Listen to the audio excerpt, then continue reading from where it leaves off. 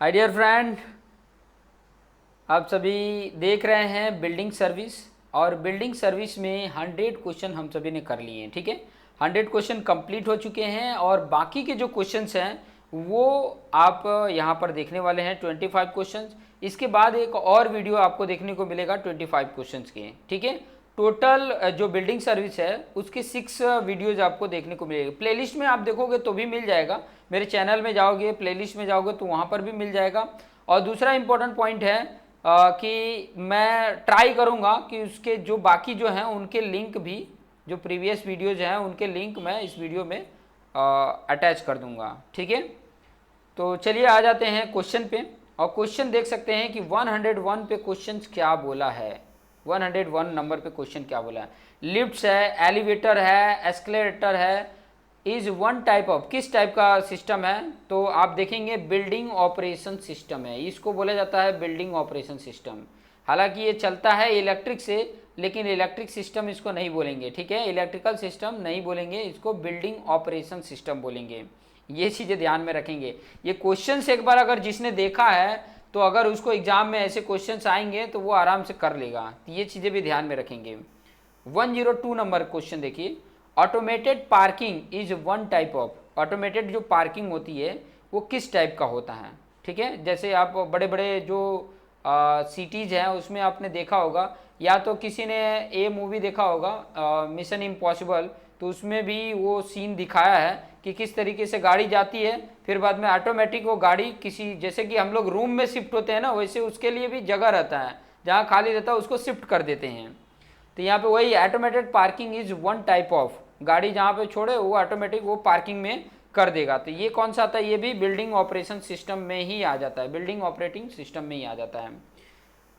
103 number का question, lawn sprinkler is one type of. जो lawn sprinkler होता है मतलब जैसे गार्डन होता है उसमें पानी देना होता है सब जगह पे, तो स्प्रिंकलर एक इरिगेशन का सिस्टम है। तो ये क्या है, ये मल्टीपल सर्विस है, this is the multiple service. Okay, next question पे चलते हैं।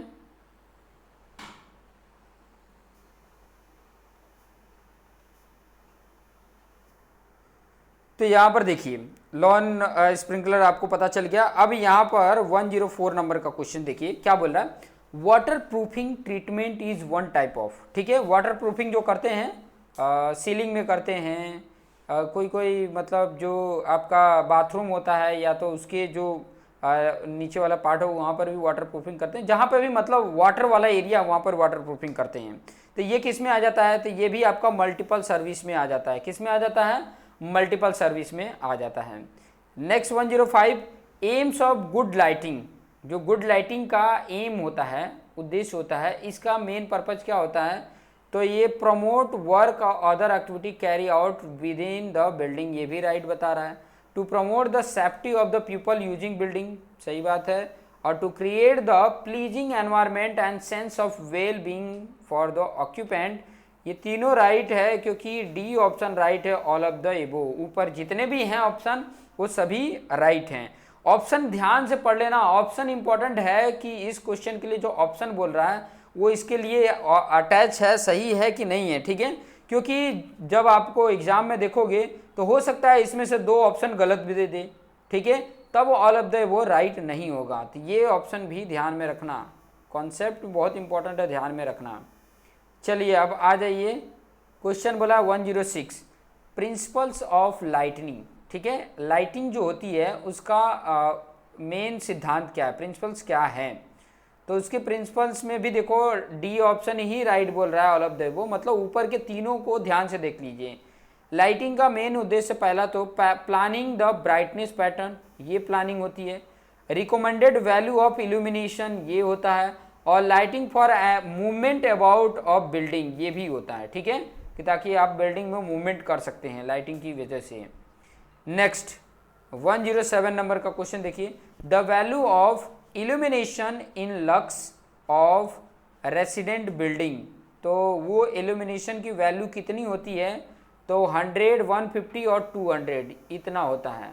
ठीक है, ये चीज़ें आप गूगल पे भी सर्च कर लेना कि किस तरीके का ये वैल्यू बता रहा है, तो डिटेल में वहाँ से मिल जाएगा। और ये क्वेश्चंस भी तो स्कूल वाला, ये देखो रेसिडेंशियल बिल्डिंग था और यहाँ पे स्कूल के लिए पूछा है, तो स्कूल के लिए कौन सा होगा, 200 से 300 होगा, 200 से 300, मतलब उससे ज़्यादा वैल्यू यहाँ पर है। ये चीज़ें देख सकते हैं, ठीक है। नेक्स्ट क्वेश्चन पे आगे बढ़ते हैं। 109 नंबर का क्वेश्चन, यहाँ पर किसकी बात कर रहा है, the value of illumination in lux of stairs की बात कर रहा है।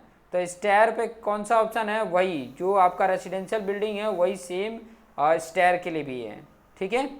यहाँ पर रीडिंग रूम की बात कर रहा है, उसके लिए वैल्यू क्या होगी, तो उसके लिए वैल्यू 300 होगा, ठीक है। रीडिंग रूम है तो उसके लिए the value of illumination in lux जो होता है वो 300 होता है। Next 101, the value of illumination in lux of industrial building, industrial building है तो उसके लिए होता है 100 से लेके 450 तक, ठीक है। 100 से लेके 450 तक वैल्यू होती है, ये चीज़ें ध्यान में देख सकते हैं। नेक्स्ट 112 नंबर का क्वेश्चन भी यहाँ पर देख सकते हैं, क्या बोला है, the value of illumination in lux of airport building, airport जो बिल्डिंग होती है वहाँ पर कितना होना चाहिए, तो वहाँ पर भी 300 होना चाहिए। जो रीडिंग रूम होता है ना उतनी ही जितना एयरपोर्ट बिल्डिंग का भी होना चाहिए। 130 नंबर का, due to light source within the field of vision is called, जो लाइट सोर्स के फील्ड ऑफ विजन में ही आपका लाइट सोर्स के कारण जो होता है उसको क्या बोला जाता है, तो यहाँ जो बता रहा है वो डायरेक्ट ग्लेयर बोला जाता है, उसको क्या बोला जाता है, डायरेक्ट ग्लेयर बोला जाता है। 150 नंबर का क्वेश्चन बोल रहा है, due to reflection for light sources or surface of excessive brightness is called, due to reflection की बात है, लाइट से जो रिफ्लेक्शन होता है या सरफेस ऑफ एक्सेसिव ब्राइटनेस होती हैं तो उसके लिए रीजन होता है रिफ्लेक्टेड ग्लेयर होता है, रिफ्लेक्टेड ग्लेयर, ये भी आप यहाँ पर ध्यान से देख सकते हैं, रिफ्लेक्टेड ग्लेयर होता है। नेक्स्ट क्वेश्चन की तरफ आगे बढ़ते हैं। नेक्स्ट क्वेश्चन 150 नंबर का क्वेश्चन क्या बोल रहा है,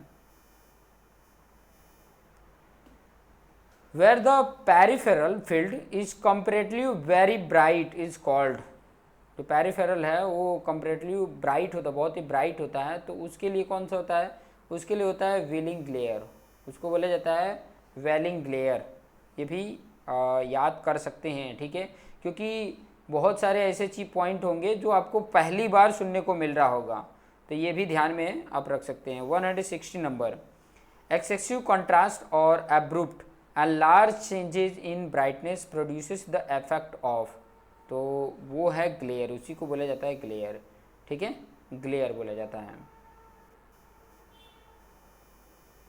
नेक्स्ट 170 नंबर का क्वेश्चन आप देख सकते हैं। 170 नंबर का क्वेश्चन क्या बोल रहा है, the total quantity of light emitted from a point source of light पर सेकेंड, लाइट पर सेकेंड का सोर्सेस एक पॉइंट से total quantity of light emitting जो होता है उसको क्या बोला जाता है, तो उसको ही ल्यूमिनस फ्लक्स बोला जाता है, ल्यूमिनस फ्लक्स उसी को बोला जाता है।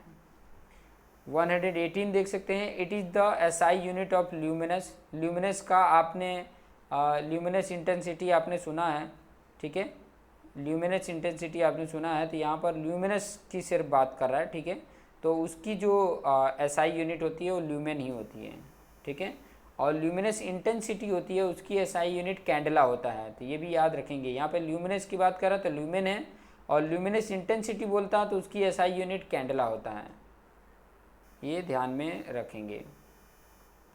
190 नंबर का क्वेश्चन देखिए, amount of luminous flux emitted from a source in any one direction per unit solid angle is called, तो उसको बोला जाता है ल्यूमिनस इंटेंसिटी। तो ल्यूमिनस इंटेंसिटी का डेफिनेशन भी यहाँ पे देख सकते हैं कि amount of luminous flux emitted from source in any one direction per unit solid angle is called luminous intensity, और इसका यूनिट कैंडला होता है। देखिए यहाँ पर नीचे पूछ भी दिया कि the SI unit of luminous intensity is called candela, तो यहाँ पे सी ऑप्शन राइट है, कैंडला है, ठीक है।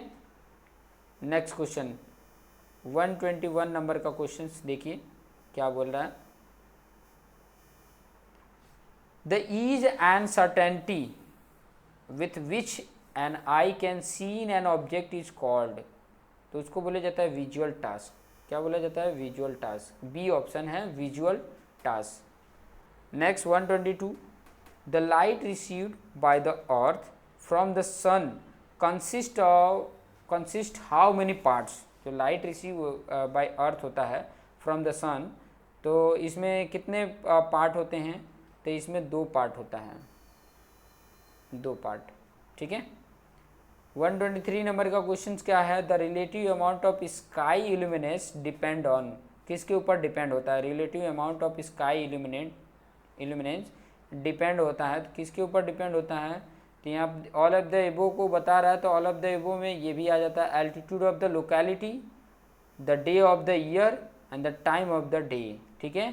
साल के पूरे दिन का पूरा समय और लोकेलिटी का एल्टीट्यूड जो भी होता है, वो तीनों के तीनों क्या बताते हैं? Relative amount of sky illuminance, और इन तीनों के ऊपर डिपेंड होते हैं, इन तीनों के ऊपर ये क्या होते हैं? डिपेंड होता है। नेक्स्ट क्वेश्चन की तरफ आगे आते हैं। ओके, 124 नंबर का क्वेश्चन, 124 नंबर का क्वेश्चन ये बोला है, for Indian condition how much solar altitude is assume as the standard for design purpose. Design purpose के लिए कितने होंगे? तो 12, ठीक है, 12, बी ऑप्शन 12 बता रहा है। 125, the recommended design sky illuminance value for cold climate is, तो 6800 इज द राइट आंसर, ठीक है। स्काई इल्यूमिनेशन डिज़ाइन के वैल्यू को रिकमेंड करने के लिए और कौन से क्लाइमेट कंडीशन के लिए, तो वो होता है 6800। तो ये 25 क्वेश्चन इस वीडियो के हो गए। तो वीडियो अगर अच्छा लग रहा है तो अपने दोस्तों को शेयर करना ना भूलें। देखिए, 1-2 बार आप क्वेश्चंस और सॉल्यूशन को देख रहे हैं तो कम से कम आपको आइडिया मिल जाएगा कि इस तरीके के क्वेश्चंस आने की प्रोबेबिलिटी है, तो इसमें आप ज़्यादा से ज़्यादा मार्क्स गेन कर सकते हैं, ठीक है। विदाउट बहुत ज़्यादा मेहनत नहीं करना है, एक बार बैठना है, और बहुत ज़्यादा लंबा भी वीडियोज नहीं है, ज़्यादा से ज़्यादा 10 to 15 मिनट के बीच में ही है, 10 से 15 मिनट के बीच में ही है, इससे ज़्यादा नहीं है, ठीक है। इतना तो आप देख ही सकते हैं। जब वेब सीरीज़ 10-10 घंटे का वेब सीरीज़, 12-12 घंटे का वेब सीरीज़ देख सकते हैं, तो इतना पढ़ाई के लिए तो 1 घंटा 2 घंटा, अगर 1 घंटा निकालते हैं ना, तो आप देखिए कि आप 4 वीडियोज 1 आवर में देख लेंगे। हालांकि हाँ, मूवीज़ होता है, वेब सीरीज़ होता है, उसमें एन्जॉयमेंट करते हो, लेकिन थोड़ा सा इसमें दिमाग लगाना होता है, ठीक है। तो इतना थोड़ा अगर आप अपनी पढ़ाई को लेकर करते हैं तो काफ़ी ज़्यादा आपके लिए बेनिफिट रहेगा।